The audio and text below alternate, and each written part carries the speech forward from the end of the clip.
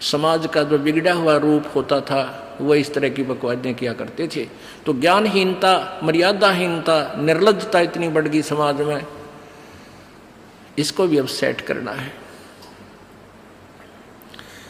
तो कहते हैं प्रेम की लाली लाके, प्यार तो बोला सब बान भाइयां थे, सभी भक्तों से, समाज में वो भी कोई बगैर उपदेशी भी रिश्तेदार है, सबसे मृदु भाषा से प्रयोग करे, मीठा बोला है, प्यारा बोला है, ये तेरी लाली है, ये तेरे होठों की शोभा है।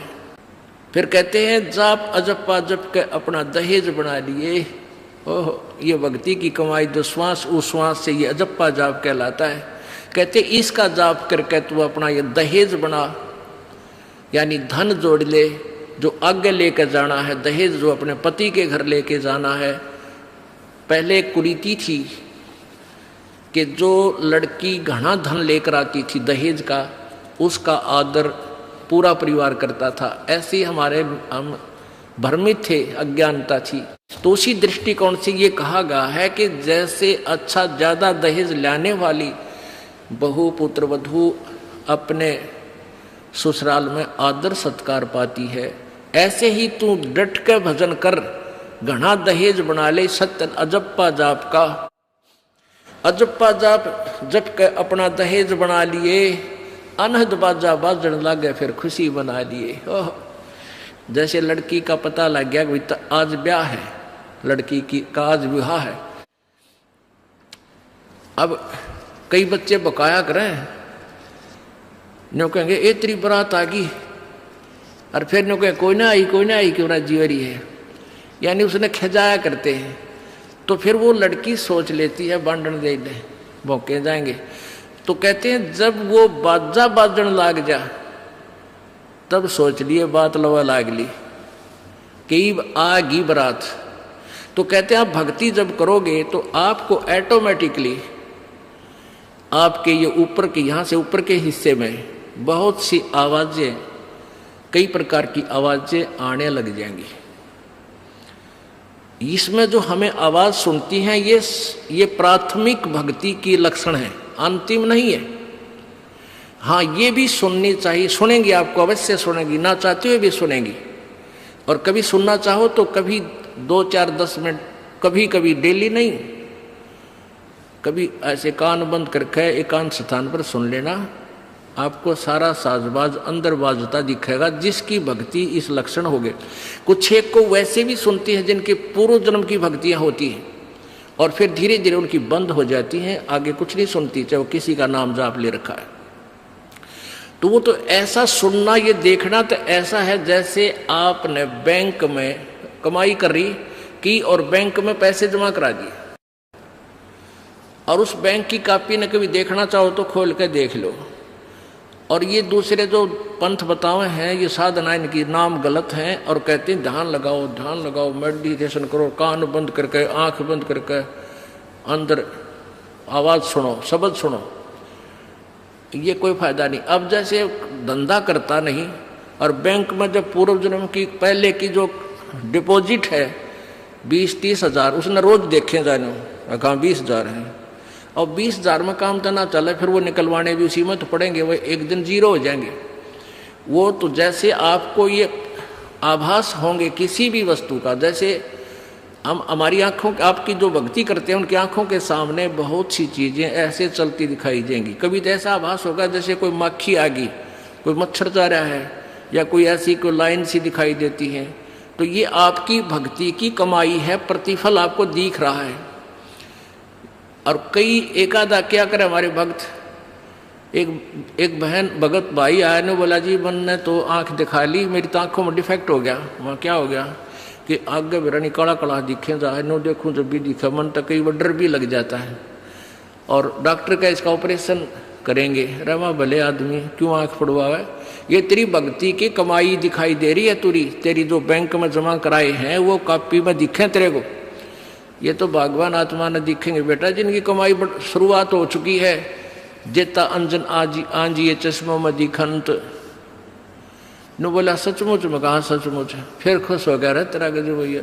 तो ये जो सामने दिखाई देते घबराना नहीं, बहुत से भ्रमित हो जाते हैं क्योंकि बार बार ये दास नहीं बता पाता आपको। तो प्रत्येक सत्संग में आओगे तो कभी ना कभी हर पहलू पर विचार विमर्श दिया जाता है। तो घबराना नहीं है। ये आपकी आंखों के सामने कोई वस्तु दिखाई देगी, वो आप ही बताओगे, दास बताओगा तो तुम झूठ भी बोल दोगे। तो वो आपकी जितनी कमाई है वो अपने आप बढ़ती जा रही है, उसका लेवल बता रहा है। तो ऐसे अंदर आवाजें आएंगी, कई प्रकार की आएंगी, और उनमें से एक न्यारी आवाज आएगी, एक मुरली की आवाज आएगी। और वो मुरली, वो आवाज जो है, जो इसमें पिंड में जो आएगी, वो यहीं तक की है, ये महास्वर्ग तक की है। और जो वास्तविक धुन, वास्तविक जो आवाज है, वो इस अंड और पिंड से पार है, वो सतलोक में है। वो वहां जाकर आपको वो बात बाहर सुनाई देगी। यानी इस शरीर से एक जब आत्मा भक्ति से परिपूर्ण हो जाती है तो इस शरीर से बाहर भी हो जाती है। तो उसको सुनने के लिए ऐसी स्थिति आ जाएगी अपने आप, जैसे आपका शरीर यहाँ बाहर खड़े हो गए, और फिर वो आवाज आपको उस सूक्ष्म शरीर के माध्यम से सीधा कनेक्शन उस सतलोक से हो जाता है। वो परले पार वाली मुरली आवाज, वो धुन, वो झनकार अलग से सुनाई देती है। फिर सेकंड के बाद आप उसी शरीर में होते, आपको पता भी नहीं कि मैं बाहर गया या अंदर ही था। वो बहुत बाद में जाके बहुत लेटेस्ट स्टेज पे ऐसा होगा। पर ऐसा हो या ना हो, आप जैसे दास बताओ, ये खुराक खाते रहो, रोग कटेगा, ये साधना करते रहो। तो क्या बताया है, जाप अजप्पा जप के अपना दहेज बना लिए, और ये अनहद बाजा बाजन लागे, फिर खुशी मना लिए। फिर मान लिए खान तेरी भक्ति चल पड़ी, निकट लागली बात आगे लेने, यानी बरात आगी। आवे बिरहा कबीर लेने, खुश होकर चालिए, और प्रेम की बारिश होने लागे, फिर मलमल नहा लिए। जैसे आपने कल सुना था, बिना प्रेम पावे नहीं चे करोड़ समाधि ला। होय होय। जैसे सूरज के आगे बदरा, ऐसे कर्म छयारे, प्रेम की पवन करे चित मंजन, झलके तेज नयारे। प्रेम की पवन, परमात्मा के प्रति इतना प्यार उमड़ उमड़ का आपके हृदय में रह रह के, जरा सी बात मालिक की चले, आंखें भरे आऊं आपकी, कुछ दिन में ऐसी स्थिति आ जाएगी। तो ये प्रेम की पवन चलेगी। जैसे सूरज के आगे बादल होते हैं तो सूर्य का प्रकाश निष्क्रिय हो जाता है, और जब हवा तेज चलती है, बादलों को इधर उधर फेंक देती है, तो सूर्य का प्रकाश जो का तो सामने चमक रहा होता है। ऐसे परमात्मा और अपने बीच में, आत्मा के बीच में पाप कर्मों का गरावा यानी बादल छाया हुआ है। इस प्रेम की, यानी सब भक्ति जो क्रिया आपकी होंगी, दान करता आदमी को इतनी खुशी होती है, उस दिन कोई ठिकाना नहीं। और 10 रुपये चोरी कर ले, आत्मा खुश नहीं हो सकती, चाहे 20 लाख चोरी कर ले। और 10 रुपये, 20 रुपये, 1000 रुपये, 2000 रुपये आप दान करने की चेष्टा करते हो, पहले उमंग भर लेती है, और दान करे पाछो तो न्यारी खुशी होती है। तो ये तो क्या बताते हैं, ऐसे जो सब क्रियाएं आपसे कराई जा रही हैं, इनका उद्देश्य है कि आप में इतनी विनम्रता, इतना प्योर हेरिटेड हो जाओ आप कि मालिक के प्रति जरा सी भी चर्चा चला, आँखों में पानी आने लग जा, गदगद हो जा। कहते हैं प्रेम की पवन करे चित मंजन, फिर झलके तेज नयारे। तो यहाँ क्या बताया कि प्रेम की बारिश होने लगे, फिर मलमल नहा लिए। यानी ये लक्षण बता रहे हैं, एक भक्त में रह रहकर ऐसे लक्षण आ जाएंगे। एक बुढ़ा आवे मेरे पास, नाम ले रखा उन्होंने साल भर से। वो कहता है जी मैं नाम जपन लागू, मैं रोने लग जाऊं, मेरा रोना बंद कर दिया। राम तो रोना शुरू करवावा तो बंद करवाना आवे, ये तेरे भाग जा गिरे भले आदमी। नो कहना शर्म आवे, लोग नो कहीं अच्छा आदमी नाम लेने लगे तो माई लोग की सुनेगा, तुम्हारी सुनेगा, नो बता। तो इसे ओपन कर्मी प्राणी है, बुढ़ा आदमी 65 साल का होगा, भगवान का नाम मिल गया, पिछले संस्कार से ही होता सारा कुछ। और ईब नो कह नाम लेने लग गूँ, मैं तो रोने लग जाऊँ। अरे तेरा जी भी भगवान ये सब ने देसा रोना हमारे भगता ने, आँखें में पानी आवे, मालिक की चर्चा हो, ना द्वेष हो, ना राग उठे, ना कोई चोरी करने जी करे, ना कोई जारी करने जी करे, ना बुराई मन में आवे। ये ऐसा जो धुन लग जा, फिर कहते हैं सार शब्द का सुरमा गा लिए जब पति न भावे। सार शब्द यानी जो असली मंत्र आपको दिया जाएगा वो सुरमे जैसा होगा, वो एक न्यारी आपकी जो है ना पहचान बनेगी, उस पर न्यारी जो है ना अलग से आपकी एक और सुंदरता बनेगी, यानी परमात्मा को आप और उस मंत्र सहित और अच्छे लगोगे जिनके पास ये तीनों मंत्र होंगे। कहने का भाव ये आदिन्नी की मांग बरा ले तो चलिए नाड़ झुका के, विनम्रता अभिमान खत्म हो, विनम्रता आवे और सबके साथ प्यार से बोले, आकड़ नहीं पाड़े, ये लक्षण हो जाने चाहिए आपके अंदर। आदिन्नी की मांग बरा ले, ये जो मांग आप सिंदूर डालते हैं ये आदिन्नी तेरी मांग है, और चलिए नाड़ झुका के यानी नम्रता से रहना, नाड़ झुका के चलना, नम्रता से पेश आना। और संत समागम बरात तेरी तन ले जावेगा ब्याह के।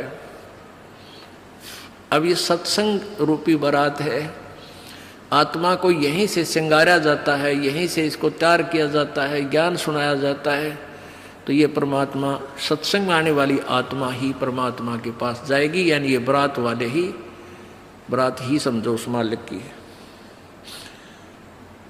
संत समागम बरात तेरी तन ले जावेगा ब्याह के, सुरत नृत है डोली तेरी। सुरत और नृत ये आत्मा इनके साथ चलेगी, और बैठ सुन शिखर में जाकर यानी सतलोक में जाकर बैठ जा। और मकर तार का खेल कांगना अलल ध्यान दचा के। अब कांगना खेलते हैं ना, जैसे यहाँ एक मोटा बांध जा, दूसरा मोटा बांध जा रहे नाड़ा, और कई गांठ ला जाए, फिर नो कहेंगे वो देवर खोल लेगा इसने, कांगना खेल लेंगे ना खुल जा, उपरण के फंड होया करना लंबा चौड़ा सिस्टम। तो परमात्मा कहते हैं अब मकर तार का खेल कांगना, छूट ना जा आते हैं, छूट गया वो हार जाएगा। तो उस मकर तार का ऊपर से जब आत्मा यहाँ से चलेगी, परमात्मा कई तरीके से इसको कहीं किसी स्थान पर किस तरीके से आपने जाना है, तो आप कभी एक आध बार कभी ध्यान वैसे ही कुदरती लग जाता है, बैठ जाते हैं, कभी आंखें खुली है तो भी बंद हो जाती हैं, और कई बार ऐसा होगा कि एक मकड़ी के तार जैसा आपको लंबा स्ट्रेट बहुत, उसका कोई और छोर आप नहीं देख सकोगे, ऐसा तार सा नजर आएगा, उसको मकर तार कहते हैं। उसके साथ लग के आत्मा जैसे मकड़ी उस तार को पकड़कर ऊपर चढ़ जाती है, ऐसे वो मकर तार का आपको दिखाई देगा जब चलेगी यहाँ से आत्मा संसार छोड़ के, तो एक मकर तार का मार्ग आपको मिलेगा, उसके साथ चलना, उसको छोड़ना नहीं, तो उधर नहीं जाना, नहीं तो मार खा जाएगी। तो ऐसे ही वो कांगड़ा खेलते हैं, जब दोनों और दाव लगा देते हैं, तू खोल गया तो तू हार गया, हारगी, तो ऐसे अपने अपनी जबरदस्ती से उसको पकड़ लेना है उस मकर तार के, उस मकर तार को। मकर तार माने मकड़ी का तार। ऐसा एक रास्ते में आपको एक गाइडलाइन होगी कि इसके साथ साथ चल, भ्रमित ना होना सतलोक जाने के लिए। वो कुछ समय कुछ स्थान तक मकर तार है, उसके बाद फिर परमात्मा का अलग से मार्ग है। सुरत नृत्य है डोली तेरी, बैठ सुन शिखर में जाके, मकर तार का खेल कांगना अल्लल ध्यान दचा के। ओए होए, एक एक वाणी का आधा हिस्सा भी इतना जबरदस्त भर रखा भगवान ने। अब अलल पंख, अल्लल ध्यान दचा के, एक अलल पक्षी होता है, उसको अनल भी बोलते हैं। अनल, अनल माने वायु, यानी वो आकाश वायु में ही रहता है, ऊपर नीचे नहीं आता। वो अंडे भी ऊपर ही दे देती है वो अलल पक्षी मादा, और उन अंडों को हवा में छोड़ देती है, और ऐसे स्थान पर अंडे देती है, पैदा करती है कि नीचे केले के बन हो, केले के बन। तो केले कैसे फंसे रहा कर, केले के बना बनो आपस में बहुत लंबे लंबे बढ़ जाते हैं।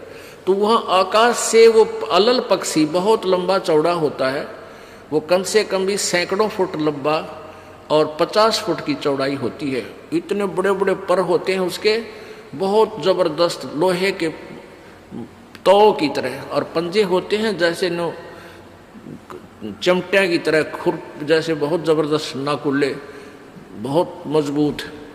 और 4 पैर होते हैं उसके, पक्षी होता। तो वहां से अंडे छोड़ देती है भगवान हवाला है।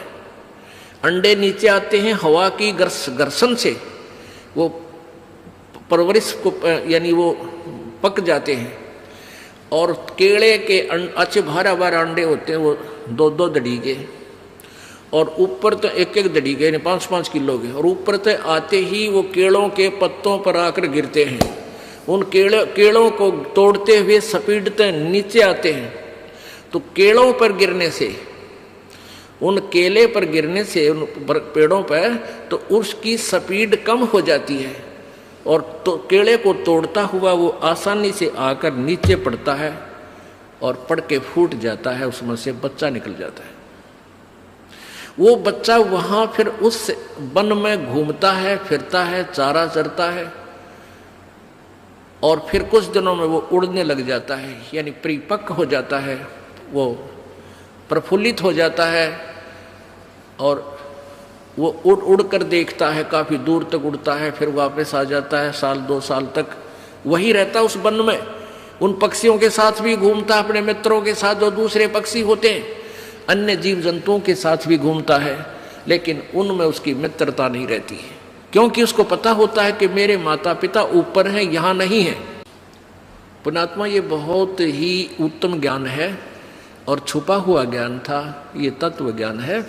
इसको समझाने के लिए बहुत से उदाहरण आपके समक्ष पेश करने पड़ते हैं, ताकि आत्मा अपने परमात्मा की तरफ आकर्षित हो जाए। आपने कैसे रहना इस संसार में, ये अलल पंखी के अलल पक्षी के बच्चों की तरह। अब वो यहाँ आए, यहाँ आसपास उस वन में पक्षी पशुओं के साथ रह रहे हैं, लेकिन उन एक पल भी वहां जाने को नहीं बोलते कि एक बार हम उड़न जोगे हो जावा, उसी दिन भाग जावांगे यहाँ से, हम जवान हो जावें तो उसी समय चल पड़ेंगे। तो जब वो युवा हो जाते हैं और खूब उड़ने योग्य हो जाते हैं, तो चलते समय कहते हैं 5 हाथियों को वो पक्षी, अलल पक्षी ऐसे लटका, क्योंकि उन केलों के वन में हाथी के भी झुंड के झुंड होते हैं, वहाँ होते थे पहले समय में, तब बने ना रहे, तो वहाँ झुंड के झुंड हाथी होते हैं, नो एक दूसरे के सट कर चाला करें, सैकड़ों की संख्या में, कई झुंड। तो वो अलल पक्षी उनके ऊपर झपट्टा मारता है, और उसके इतने तेज वो होते हैं 1.5 फुट के पंजे, और उनको ऐसे फंसा लेता है चारों हाथियों के, 4 हाथियों में, 5 और 5वें ने नोक मुंह के साथ। कहते 5 हाथियों को उठाकर वो अलल पक्षी आकाश में चला जाता है अपने माता पिता के पास, और फिर उनका आहार लेकर जाता है, वो आहार उससे उनसे करते हैं। तो अब आप यहाँ आए हो, अलल पक्षी की तरह ध्यान रहे। एक पल भी वो पक्षी का बच्चा अपने माता पिता को नहीं बोलता कि मैं यहाँ का नहीं हूँ, मेरे तो ऊपर है माता पिता, और जब मैं यहाँ से जब जाने जोगा हो जाऊंगा 1 मिनट में चल पड़ूंगा। तो आप उस अलल पक्षी के बच्चे की तरह यहाँ अब तैयार हो, अच्छी खुराक खाओ राम नाम की, और मजबूत हो जाओ, और चलते समय इस राम नाम की कमाई लेकर ऊपर चलेंगे। अब कहते हैं अलल ध्यान जचा के वो पक्षी का बच्चा एक पल भी वो यहाँ रह ही नहीं सकता। उसको ये पता होता है, कॉमन सेंस होती है कुदरती, कि मेरे माता पिता वहाँ है, जिस दिन मैं यहाँ से जाने योग्य हो जाऊंगा एक पल नहीं रहूँ यहाँ पर। तो ऐसे आपने ये हर दिन उस सतलोक में जाने का अलल पक्षी की तरह यू ध्यान लगा के वो जचा के रखनी है, इसको भूल नहीं पड़ने देना। मकर तार का खेल कांगना अलल ध्यान जचा के, और बैठ विश्वास सेज बिछा के,